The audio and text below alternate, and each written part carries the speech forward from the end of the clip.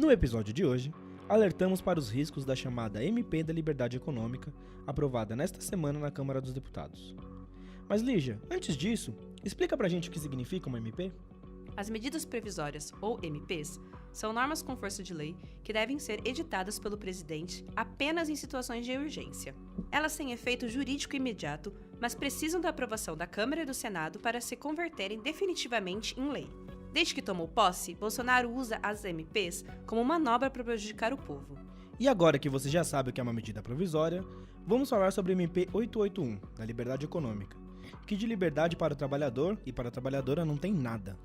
Na última terça-feira, dia 13, a Câmara dos Deputados votou a medida que, entre outras coisas, permite que o povo trabalhe aos domingos, sem quase nenhum descanso. A regra vale para todas as categorias profissionais. Fica cada vez mais difícil para o trabalhador e trabalhadora. E afinal, o que muda na sua vida? A MP propõe mudanças em partes das regras trabalhistas. Para nos explicar em detalhes, falaremos com o deputado federal Enio Verri, nosso convidado de hoje. Deputado, o que muda na vida do trabalhador e da trabalhadora com essa medida provisória, chamada de MP da Liberdade Econômica?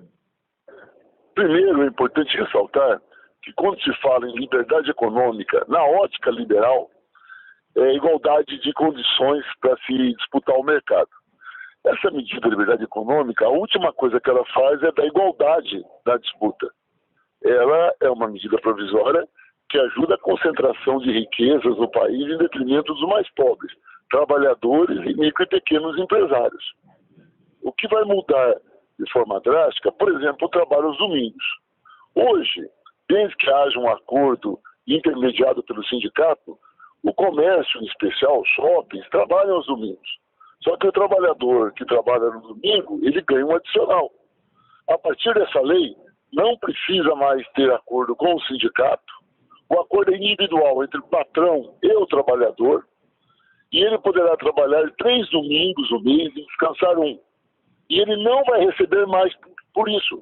Ou seja, esses 3 domingos que ele irá trabalhar, ele vai descansar na segunda, na terça ou na quarta, mas não receberá, como hoje recebe, nenhum tipo de adicional.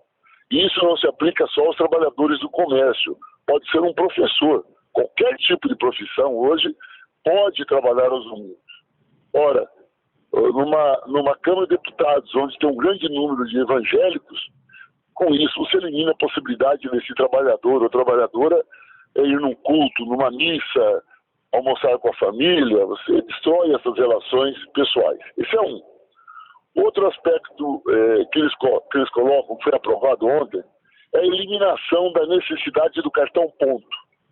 Hoje o trabalhador é registrado e tem que picotar o cartão para cumprir a sua jornada.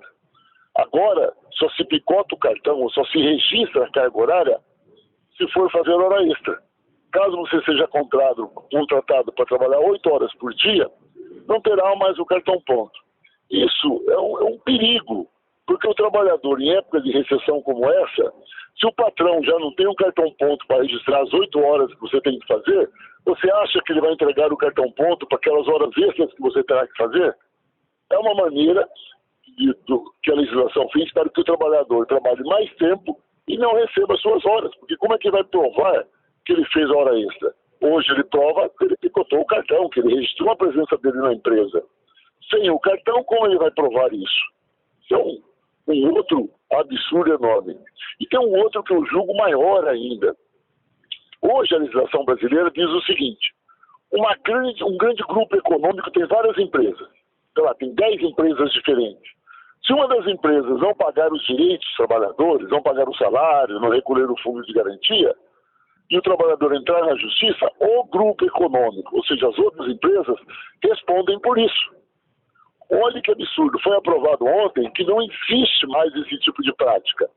Se um grupo econômico enorme, uma das empresas não paga os seus trabalhadores, ou não contribui na Previdência, não cumpre as suas obrigações trabalhistas, esse grupo econômico não precisa responder pelas falhas dessa empresa. Ou seja, se tem um grupo econômico que pode criar uma empresa, por exemplo, para terceirizar a mão de obra, a pessoa trabalha, ele não paga salário, não contribui com a Previdência, e o trabalhador não pode entrar com uma ação porque não vai ter de quem cobrar. Então, veja, é uma pseudo-liberdade da economia, mas, de fato, eu chamaria de uma quarta reforma trabalhista. teve aquela primeira reforma do Temer, da terceirização, a segunda reforma do Temer, que foi enorme, que foi aquela chamada de reforma trabalhista. Tivemos agora a reforma da Previdência, que criou a carteira verde e amarela, que é a terceira reforma trabalhista, e agora a medida provisória 881, que elimina os parcos direitos que ainda sobraram para as trabalhadoras e trabalhadores do Brasil. Essa retirada de direitos, na opinião do senhor, pode causar impactos na economia brasileira? Claro que cria. Aliás, é uma contradição, porque o discurso do governo e dos deputados que apoiaram essa medida provisória é de que a medida provisória 881 geraria mais emprego no país, falou até em mais de 3 milhões de empregos. Isso é mentira. O que faz gerar emprego numa economia é capacidade de consumo. Se tem dinheiro circulando na economia, se as pessoas têm emprego, ganham salário, elas consomem, a economia cresce e gera mais emprego. Numa recessão como essa, onde as políticas econômicas adotadas até agora só diminuem a capacidade de consumo na economia, não há como gerar mais emprego. E, olha, tanto a reforma da Previdência, já aprovada na Câmara, agora no Senado, como a medida provisória 881, elas aumentam a recessão e aumentam o desemprego no país. Então, para concluir agora aqui nossa conversa, na sua opinião, então, quais são os problemas mais graves que a gente tem que ficar atento com essa nova MP aprovada? Olha, os problemas mais graves que tem que ficar atento são os que eu já citei. Em especial, a questão da jornada de trabalho, que o trabalhador não assine esse acordo e exija que o sindicato participe da negociação entre o empresário e o trabalhador no que se refere ao trabalhar aos domingos, para que ele possa, se tiver que trabalhar aos domingos, receber algum adicional. Se ele fizer um acordo individual, ele vai perder. Ele tem que exigir, através do sindicato, que picote o cartão, que registre a presença dele no trabalho.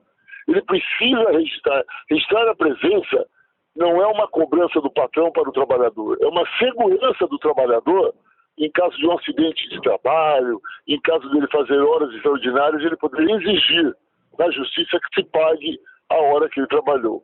E, finalmente, se ele perceber que trabalha numa empresa e perceber que não está pagando, que não está contribuindo, pagando fundo de garantia, que imediatamente ele denuncie isso ao sindicato ou então à Delegacia Regional do Trabalho da sua cidade ou da sua região. É preciso que a gente diminua os impactos negativos desta medida e, principalmente, hoje em dia, é preciso que a população acompanhe de perto esses projetos e, antes que sejam votados, que cobre dos parlamentares do seu respectivo estado, da sua respectiva região, para que não deixem votar coisas tão ruins para a população e para a economia brasileira como estão fazendo ultimamente. Está ótimo, deputado. Muito obrigado. A gente agradece a participação. Eu que agradeço. Muito obrigado. E a luta pela garantia de direitos não esmorece nem um dia. No dia 14 de agosto, 100 mil mulheres de todos os cantos do país foram a Brasília para lutar pelo combate à violência, fome e promover a igualdade de gênero. A Marcha das Margaridas é a maior mobilização de trabalhadoras rurais da América Latina e homenageia Margarida Maria Alves, sindicalista defensora dos direitos humanos. Por mais de 10 anos, ela comandou o Sindicato dos Trabalhadores Rurais de Alagoa Grande, na Paraíba, sendo uma das primeiras mulheres a ocupar o cargo no país. O ato de abertura contou com a presença de várias lideranças do PT, como a secretária de Mulheres, Anne Caroline, e a presidenta do nosso partido, Gleisi Hoffmann, além de lideranças políticas e mulheres de todo o país. Acompanhe um trecho do discurso da nossa presidenta. E dizer que essa marcha é histórica. Há muito tempo as Margaridas marcham sobre Brasília, trazendo aqui a memória de Margarida Alves, uma mulher porreta, que ousou enfrentar o latifúndio, que ousou enfrentar aqueles que queriam exterminar os trabalhadores, ousou enfrentar os que tiraram o direito. A luta de Margarida, como de tantas outras mulheres e homens, escreveu a história das conquistas do povo brasileiro, do povo trabalhador, do povo agricultor e das mulheres brasileiras. Neste mesmo dia, Lula enviou uma carta às Margaridas que foi lida por Fernando Haddad. Ouça um trecho. Esse momento difícil de hoje passará. Ele não é fim da nossa caminhada. Ele é apenas uma pausa na construção do Brasil que queremos. Justo com soberania popular, democracia, justiça, igualdade e livre de violência. O povo brasileiro voltará a ser tratado com o respeito que merece. As mulheres da nossa terra voltarão a ter o respeito e carinho que merecem. O ódio não vencerá o amor. O medo não vencerá a esperança. A grosseria não vencerá a solidariedade. Obrigado pelo abraço, pelo carinho. Sigamos em frente, sem medo de sermos felizes. As margaridas chegaram e eles não têm como deter a primavera. Viva as margaridas! Viva o Brasil! Viva o povo brasileiro! Luiz Inácio Lula da Silva! O nosso querido presidente Lula sempre lutou junto às margaridas e, mesmo com toda a perseguição e injustiça que vem sofrendo, não se esquece da luta das mulheres. E o que você não pode deixar de saber? A chapa que tem Cristina Kirchner como vice e Alberto Fernandes como candidato à presidência venceu as eleições primárias na Argentina. As eleições primárias definem, oficialmente, quem serão os candidatos de cada partido nas eleições nacionais, que acontecem em outubro, e funcionam como uma grande pesquisa eleitoral. Em carta, Lula felicitou a chapa pela vitória e obteve respostas de agradecimento de Kirchner e Fernandes. O candidato ajuda a denunciar essa prisão injusta em todo o mundo, e já visitou Lula em Curitiba. E ainda nessa semana, dia 13 de agosto, milhares de estudantes foram às ruas em mais de 200 cidades de todo o Brasil para protestar contra os cortes na educação e contra o futurice de Bolsonaro.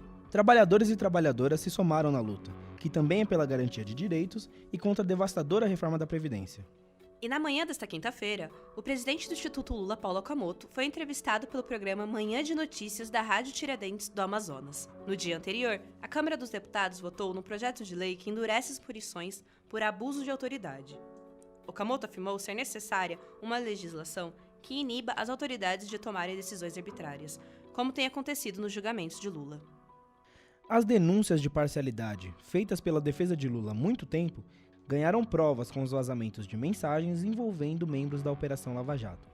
Fica cada vez mais evidente que ele é vítima de uma perseguição. Lula livre já! O Semana 13 de hoje vai chegando ao final. Compartilhe esse episódio com seus companheiros e companheiras para fortalecer nossa luta. Eu sou Iago e com a gente temos novamente a participação especial da Lígia. Valeu, Lígia!